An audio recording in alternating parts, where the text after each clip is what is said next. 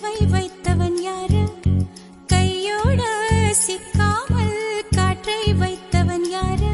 இதை எண்ணி எண்ணி இயற்கையை வியக்கிறேன். எட்டாத உயரத்தில் நிலவை வைத்தவன் யாரு?